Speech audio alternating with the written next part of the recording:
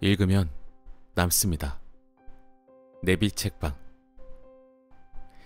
안녕하세요. 내비책방입니다.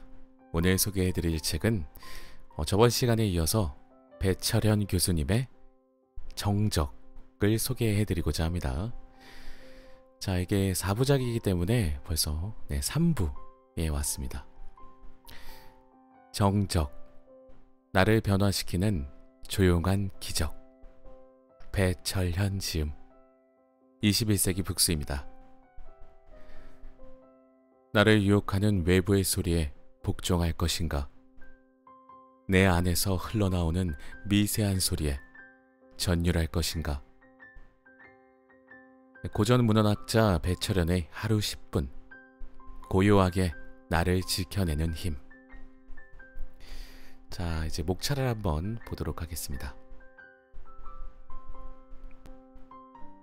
처음으로, 그리고 프롤로그. 하루 10분, 나를 다스리는 짧고 깊은 생각. 1부, 평정. 마음의 소용돌이를 잠재우는 시간. 완벽.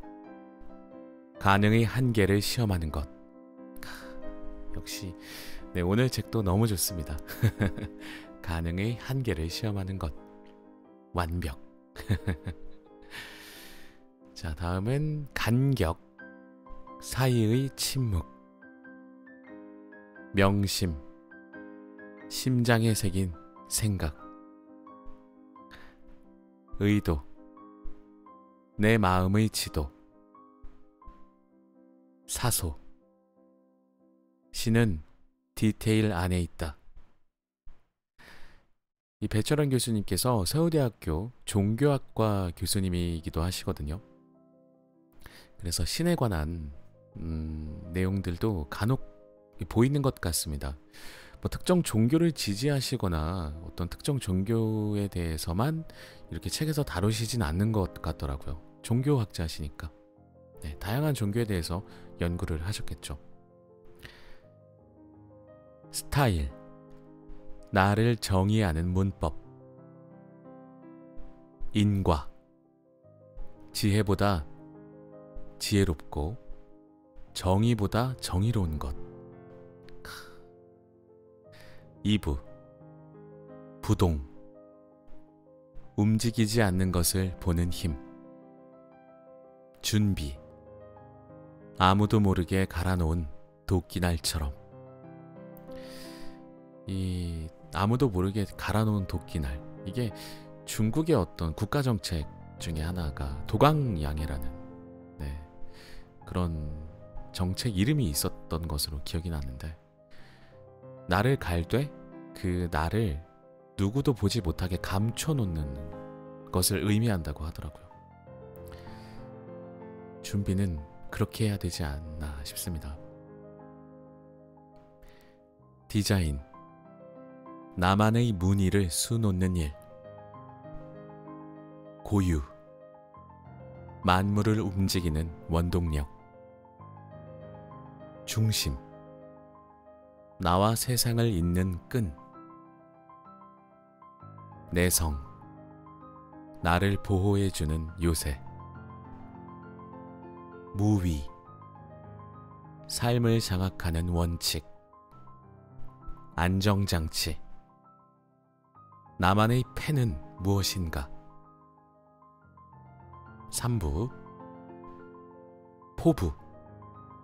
나에게 건네는 간절한 부탁. 대오. 나의 세계가 불완전함을 깨닫는 것. 자발. 개성은 즉흥적이며 자발적이다. 재능. 영혼을 다스리는 능력. 의무. 해야 할 일을 아는 지혜. 의무가 해야 할 일을 아는 지혜라고. 참. 정말 목차만 보면서도 계속해서 놀랍습니다. 위험. 나를 겸손하게 하는 무언의 신호. 교육. 어제의 세계로부터 탈출하는 훈련. 경쟁. 나와의 싸움에서 승복할 용기. 사부. 개벽. 나를 깨우는 고요한 울림. 눈물.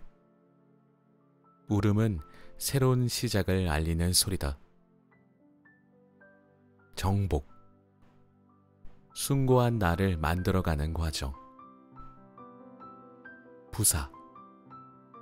무엇이 아니라 어떻게. 절제. 시간 앞에 겸허하게 사는 것. 중간. 시작과 끝이 하나 되는 결정적 지금. 우직. 굳은 길과 지름길. 회복. 내 안의 그릇을 깨트릴 시간. 에필로그. 오늘 나는 무엇에 귀 기울일 것인가? 이렇게 목차가 구성이 되어 있습니다. 오늘의 책도 너무너무 기대가 됩니다. 배철환 교수님 책 읽으면서 저도 너무 생각이 많아지고 깨닫는 것들이 조금씩 생겨서 책은 너무 좋지만 제가 깨닫는 게 좀 약한가 봅니다. 아직 더 많은 공부가 필요하지 않나 스스로 생각하고 있습니다. 여러분들께서도 이 배철환 교수님 책 한번 꼭 읽어보시면 좋을 것 같다는 추천을 미리 먼저 말씀을 좀 드리면서 오늘의 책 본문으로 들어가도록 하겠습니다.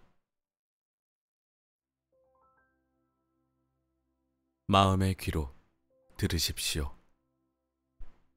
베네딕토 규칙서. 프롤로그. 하루 10분 나를 다스리는 짧고 깊은 생각. 봄이면 꽃을 찾아와 사뿐히 내려앉는 저 나비는 어디에서 왔는가? 병풍처럼 펼친 날개를 펄럭이며 자유자재로 움직이는 나비. 나비는 원래 저 모양이 아니었다. 흉측한 모양새의 애벌레가 고치 안에서 인고의 시간을 보낸 결과다. 애벌레가 고치 안에서의 시간을 견디지 못하고 발버둥치면 영원히 애벌레로 살다 죽지만 부동을 인내하고 묵묵히 견디면 일정 시간이 지나 나비로 변신할 것이다. 고치 안에 있는 애벌레는 죽은 것이 아니다. 나비로 다시 태어나기 위해 움직이지 않기로 작정한 것이다. 나비는 먼저 애벌레가 되어야 한다. 이 애벌레는 고치 안에서 부동의 자세로 고요를 유지해야 한다. 그리고 그 고요가 절망으로 변할 때 기적이 일어난다. 그 순간에 애벌레는 고치를 박차고 나와 눈부시게 아름다운 나비가 된다. 우리는 나비의 우아함에 감탄하면서도 정작 나비가 그것을 획득하기 위해 겪는 변화의 과정은 외면한다. 나비는 누구도 상상하지 못한 절망의 시간을 견뎠다.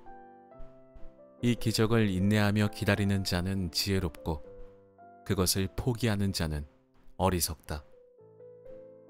만물은 정적 속에서 조용하게 변화 중이다. 정적은 잠잠한 호수와도 같은 마음의 상태다. 잡념으로 인해 흔들리는 마음의 소용돌이를 잠재우고 고요하며 의연한 나로 성숙하는 시간이다. 정적은 아무것도 하지 않는 것이 아니다. 고요한 마음을 유지하려면 그 안에 부단한 움직임을 품고 있어야 한다. 정적은 정중동이다. 정적의 단계에서 가장 중요한 움직임은 경청이다. 정적을 수행하는 사람은 자신을 유혹하는 외부의 소리를 거부하고 자신의 마음속 깊은 곳에서 흘러나오는 미세한 소리를 듣는다. 자신의 사소한 생각에도 주의 깊게 귀를 기울인다. 그는 듣기 위해 침묵을 유지한다. 듣기와 말하기는 서로 배타적이라 동시에 이루어질 수 없다. 듣기를 수련한 적이 없는 사람은 자신의 말을 하기에 급급하다. 침묵은 압도적이며 감동적인 말을 위한 준비다. 주의 깊게 들을 수 있는 사람만이 상대방의 의중을 이해할 수 있고 의도를 파악할 수 있다. 상대방에 대한 이해는 경청을 통해 무아의 경지로 들어가야 가능하다. 영어 단어 히어링은 자기 중심적이고 리스닝은 타인 중심적이다. 히어링은 상대방의 말을 흘려듣는 낮은 수준의 듣기다. 자신에게 익숙한 말만 취하기 때문에 상대방의 요구를 헤아릴 수 없다. 그들은 이 들음을 통해 자신의 아집을 강화할 뿐이다. 이보다 높은 차원은 상대방의 마음을 배려하는 리스닝이다. 영어 동사인 리스는 자신이 듣고자 하는 대상 앞에 전치사 to가 놓인다. 그러므로 리스닝은 상대방의 말에 나의 귀를 가져다 대는 노력이 필요한 행위다. 자기중심적인 생각에서 벗어나 상대방에게 자신의 마음과 귀를 쭉 뻗어내미는 수고다. 정적은 또 다른 자신, 흠모하는 자신이라는 타인의 섬세한 소리에 귀를 기울이는 고요다. 작곡자 이고르 스트라빈스키는 그 차이를 이렇게 말한다. 경청은 노력입니다. 그냥 듣는 것은 오리도 할 줄 압니다. 정적은 시면, 수련, 승화와 함께 4권으로 이루어지는 위대한 개인 시리즈의 3번째 책이다.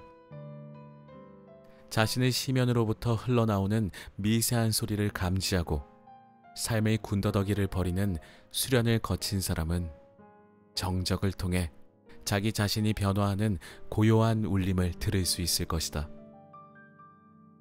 이 책이 여러분의 삶의 여정 가운데 스스로 개성을 발견하는 발판이 되었으면 좋겠다. 2019년 9월 배철현 저자님 대신해서 읽었습니다. 좋은 말들이 너무 많이 나왔죠. 네, 프롤로그에서부터 이 책에 대한 간단한 소개와 함께 저자분이 이 책을 쓰시면서 하셨던 생각들이 아주 간결하지만 정확하게 나와 있는 것 같습니다. 프롤로그를 읽어보다 보면 이 책이 어떤 책인지 저는 좀 되게 기대가 더 이렇게 깊어지거든요. 여러분들도 프롤로그 꼭 읽어보시는 거 좀 추천드려 볼게요. 어떤 책을 보셨을 때요. 1부 평정. 마음의 소용돌이를 잠재우는 시간. 완벽이란 완벽에 대한 추구다. 배철현. 완벽. 가능의 한계를 시험하는 것. 완벽이라는 단어에는 희망과 절망이 동시에 존재한다. 완벽은 내가 다가가는 만큼 언제나 저만치 도망가는 신기루다. 완벽은 나의 최선을 요구하는 희망이다. 완벽한 하루를 보내기 위해 군더더기를 제거하고 나에게 절실한 한 가지에 몰입하도록 독려한다. 그러나 언제나 그렇듯이 완벽한 하루는 없다. 완벽을 향해 정진하면 목표점은 그만큼 더 멀리 도망가기 때문이다. 오늘을 완벽한 하루로 만드는 방법은 무엇일까? 1970년대 완벽을 시도해 깨달음을 얻은 새 한 마리가 있었다. 미국 작가 리처드 바크는 백족 분량의 소설 갈매기의 꿈을 썼다. 주인공은 조나단 리빙스턴이라는 갈매기다. 조나단은 완벽한 그리고 최선의 갈매기가 누구인가를 우리에게 여실히 보여준다. 조나단은 남다르다. 대부분의 갈매기들이 자신의 삶에서 가장 중요하게 여기는 것은 먹잇감이다. 그러나 조나단에게 절실하고 중요한 것은 먹기 위해 연명하는 삶이 아니다. 조나단의 멘토였던 그의 아버지마저 비행의 목적은 먹이를 찾는 것이지 비행 자체가 아니라며 그를 나무란다. 그러나 조나단은 하루 종일 완벽한 비행 그 자체를 위해 나는 연습을 한다. 그는 매일 빠른 속도로 수면을 향해 하강하다가 순간 멈춰 다시 수평으로 나는 고도의 기술을 연마했다. 그는 이 반복을 통해 자신의 비행 기술의 한계를 조금씩 극복해 나갔다. 그는 가능의 한계를 알고 싶었다. 그의 시도는 언제나 경계를 확장하다 보니 종종 실패했다. 실패는 완벽을 갈고 닦기 위한 필수 불가결의 과정이다. 실패가 없는 성공이나 완벽은 존재할 수 없다. 어느 날 조나단은 이전보다 빠른 속도로 수면 위로 하강했다. 110km의 속도로 급 하강하던 중 정확한 순간에 멈추지 못해 벽과 같은 수면에 부딪혀 거의 죽을 뻔한 위기에 놓인다. 조나단은 자책했다. 나는 갈매기다. 내 태생의 한계를 수용할 수밖에 없다. 만약 내가 매의 속도로 날 수 있다면 매의 짧은 날개를 가지고 태어나 물고기가 아닌 무태 쥐를 잡아먹었을 것이다. 그는 체념하며 자신의 무능을 수용하고 다른 갈매기처럼 그저 물고기를 잡아먹으며 연명하는 이전의 삶으로 되돌아간다. 그는 다시 해변에 나가 인간들이 던져주는 과자나 받아먹는 비참한 갈매기로 살아간다. 완벽한 비행을 할 수 있는 예술가를 꿈꿔왔지만 국어라는 신세로 전락한 자신에게 실망한 그는 고민에 빠진다. 그러고는 다시 갈매기로서 한 번도 시도해 본 적이 없는 새로운 비행 기술을 연마하기로 결심한다. 그는 자신의 날개를 최대한 밀착해 매처럼 접은 뒤 몸과 바람의 흐름을 하나로 만들 수 있다면 고속으로 날면서도 방향을 자유자재로 전환할 수 있으리라고 생각했다. 그는 수만 년 동안 전승된 갈매기 비행 기법을 버리고 매의 비행 기법을 연습했다. 그는 마침내 시속 340km로 하강할 수 있게 됐다. 조나단은 이제 갈매기가 아니라 매가 된 갈매기다. 그는 너무 기쁜 나머지 자신의 동료 갈매기들에게 새로운 비행을 선보였다. 그는 동료 갈매기들에게 더 이상 배를 따라다니며 어부들이 버린 물고기 대가리나 먹으며 연명할 필요가 없다는 복음을 전한다. 복음이란 새로운 어떤 사상 같은 느낌이네요. 네. 그러나 조나단의 새로운 비행 기술은 동료 갈매기들의 시기와 질투의 대상이 되고 만다. 세상이 이렇죠. 내가 뭔가 특별해지면 다른 사람들은 이렇게 시기와 질투를 하죠. 남 잘 되는 꼴을 못 본다고 해야 할까요? 좀 칭찬해주고 인정해주면 어떨까요? 내가 잘 됐을 때도 나도 남들로부터 칭찬받고 인정받으면 좋잖아요. 계속 읽겠습니다. 복음을 전하는 자들은 항상 배척당하기 마련이다. 조나단의 행위는 분별 없는 무책임이며 갈매기들의 목숨을 위태롭게 만들고 허황된 꿈을 꾸게 하는 선동으로 치부됐다. 갈매기 의회는 조나단에게 갈매기의 삶의 목표는 먹는 것이며 비굴해도 가능한 살아있는 것이라고 설교한다. 그러고는 조나단을 공동체에서 추방한다. 조나단은 홀로 멀리 떨어진 절벽에서 비행 연습을 한다. 그가 슬픈 이유는 자신이 소외되어서가 아니다. 동료들이 스스로 완벽한 비행을 할 수 있다는 사실을 깨닫지 못하는 안타까움 때문이다. 그들은 자신이 지닌 잠재성을 찾지도 훈련시키지도 않아 발휘할 길이 없다. 갈릴리 호숫가에서 물고기를 잡아 자신의 식구만 먹여 살리던 시몬에게 예수가 말했다. 깊은 곳으로 가라. 이 말을 풀었으면 당신은 자신의 최선이 발휘되는 가장 깊은 심연으로 자신을 몰아넣은 적이 있는가이다. 시몬이 깊은 곳으로 가자 그는 베드로로 변신했다. 조나단은 비행을 연습하면 할수록 그것이 단순히 비행을 위한 것이 아니라 다른 갈매기보다 물고기를 더 많이 그리고 더 효율적으로 잡을 수 있는 기술이라는 사실을 깨닫는다. 비행을 위한 비행이 결국에는 가장 많은 물고기를 잡을 수 있는 실용적인 기술인 셈이었다. 조나단은 이 수련 중에 자신과 유사한 비행을 연습하는 갈매기들과 조우한다. 이 도반들은 그를 갈매기들 중에 갈매기, 거의 완벽한 비행을 구사하는 갈매기에게로 데려간다. 그 갈매기의 이름은 100만 마리 중에 한 마리였다. 갈매기가 완벽한 비행을 감행하기 위해서는 1000번을 다시 태어나야 한다.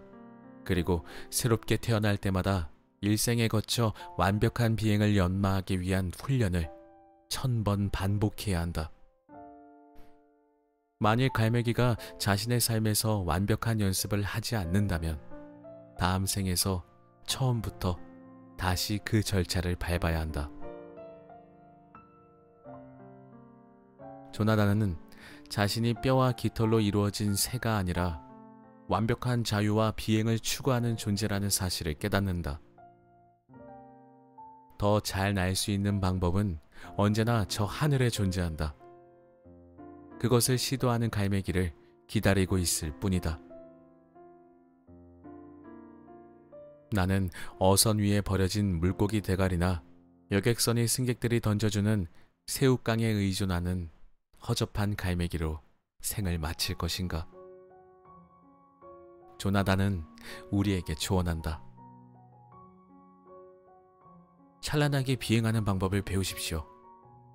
완벽한 비행은 당신이 짧은 일생 동안 시도할 수 있는 최선입니다.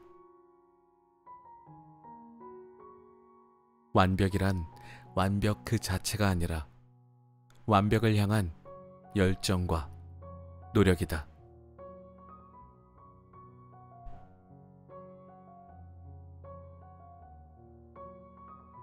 모든 인간의 불행은 홀로 조용한 방에 앉아 있을 수 없어서 생깁니다. 파스칼.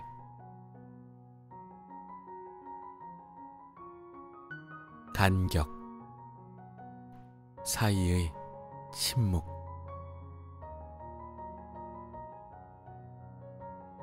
관계의 핵심은 간격이다. 간격이 존중될 때 관계가 온전해지고 비로소 나는 독립적인 나로 존재한다. 나를 포함한 우주 안에 존재하는 모든 것들을 있는 그대로 그럴듯하게 만드는 것이 있다. 나와 너, 그리고 불특정 다수인 3인칭과 구별을 가능하게 하는 사이, 즉 간격이다. 나와 너와의 관계에서 그 물리적이며 질적인 사이를 인정하지 않으면 그 관계는 무너진다. 나와 너 혹은 그들과의 관계에서 이 둘을 구별하는 시공간을 인정하지 않으면 나를 포함한 어떤 것도 스스로 존재할 수 없다. 나와 너 사이라는 차이는 우주 안에 존재하는 삼라만상을 자연스럽고 독립적으로 만드는 필요 조건이다. 이 구별이야말로 숭고하고 거룩하다. 나는 거울을 본다. 거울에 반영된 나를 나로 인식할 수 있는 이유는 나와 거울 사이의 공간 때문이다. 이 부분은 밑줄을 좀 긋고 가겠습니다. 이 공간이 얼마나 중요한 것인지, 공간이 무엇인지에 관해서 굉장히 명확하고 쉬운 설명, 비유이지 않을까 싶습니다. 내가 거울을 볼 수 있는 건 거울과 나 사이에 있는 공간 때문이다. 너무 좋네요. 나와 거울 사이의 빈 곳이 나를 살아있는 존재로 만든다.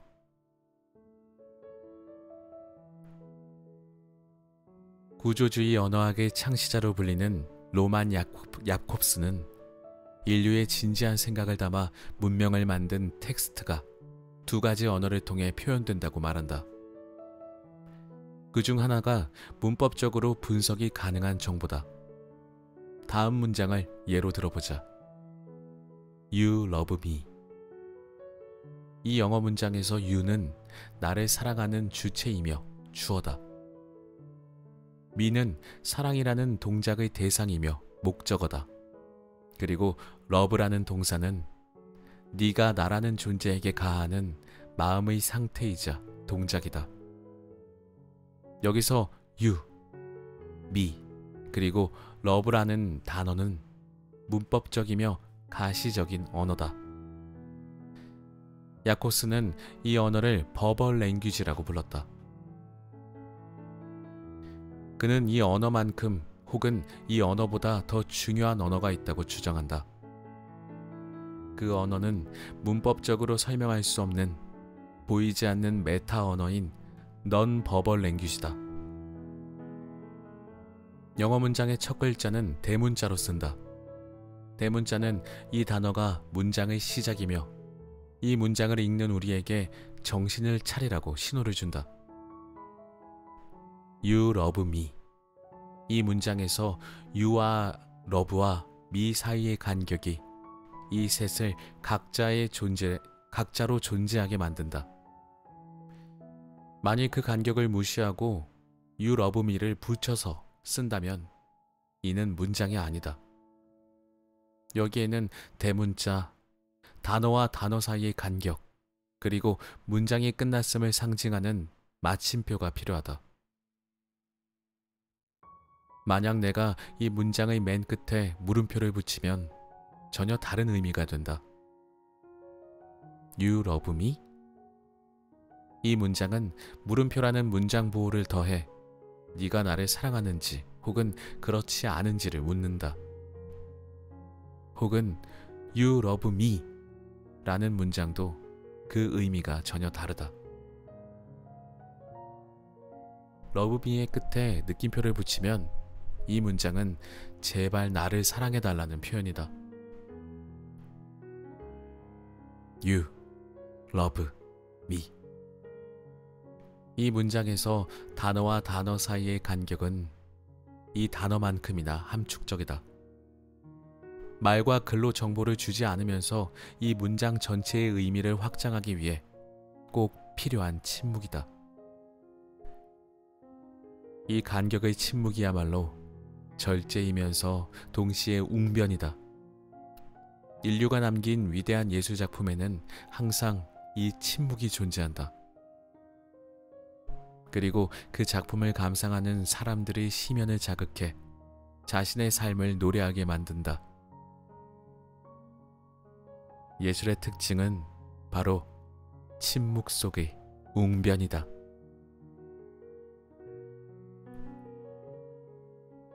나와 너 사이를 맺어주는 위대한 감정인 사랑에는 간격이 필요하다.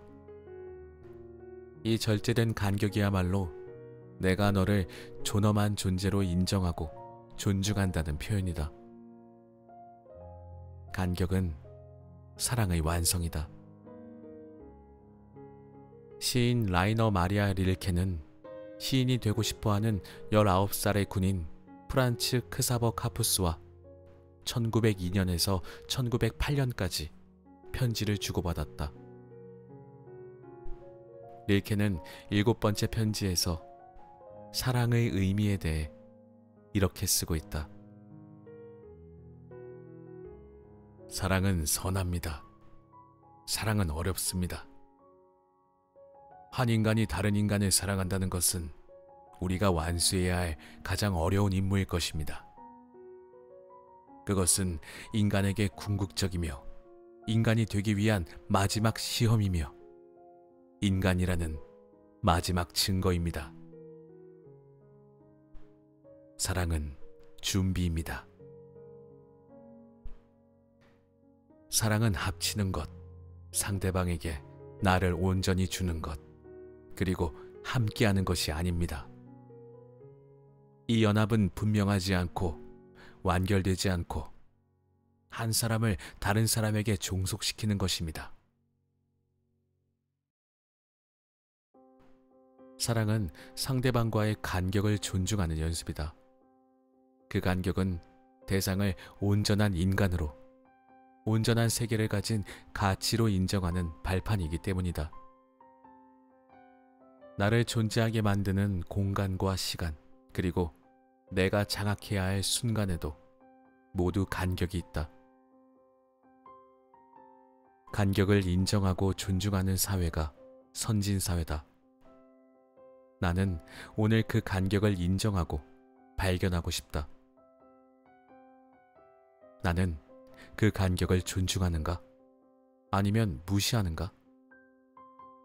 나는 동료와 부인 혹은 남편과 자식과 형제자매 그리고 반려견과 자연과의 간격을 인식하고 존경하는가?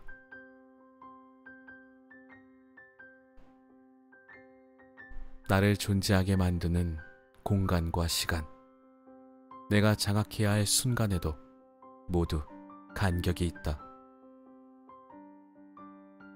이 절제된 간격이야말로 내가 너를 존엄한 존재로 인정하고 존중한다는 표현이다. 간격은 사랑의 완성이다.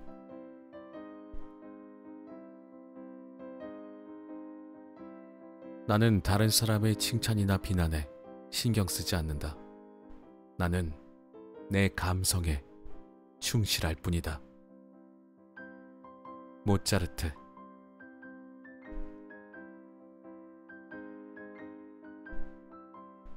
네, 이렇게 해서 오늘의 책 정적 읽어봤습니다. 제가 그 다른 책들도 마찬가지지만 웬만하면 제 사견을 잘 보태지 않으려고는 합니다. 네.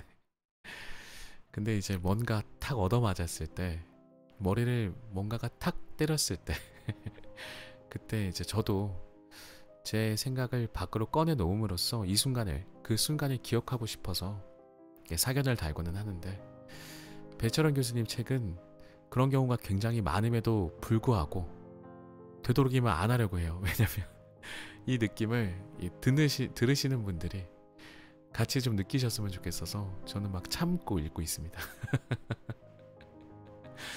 자, 오늘의 책 정적까지 읽어봤고요. 예, 다음 시간이 아마 마지막 책 승화가 되지 않을까 싶은데, 이 책이 벌써 끝날 것 같으니까 너무너무 아쉽습니다. 제 컨텐츠에서는 여기까지만 들으실 수 있지만 직접 읽어보시면 더 많은 글들을 접할 수가 있으니까 꼭 이 책 시리즈 4부작까지 모두 읽어보시기를 한번 추천을 드리면서 오늘의 책 정적은 여기까지 읽도록 하겠습니다. 다음 책에서 또 찾아뵙도록 하겠습니다. 들어주셔서 감사합니다. 항상 건강하시고 행복하시길 바랍니다. 감사합니다.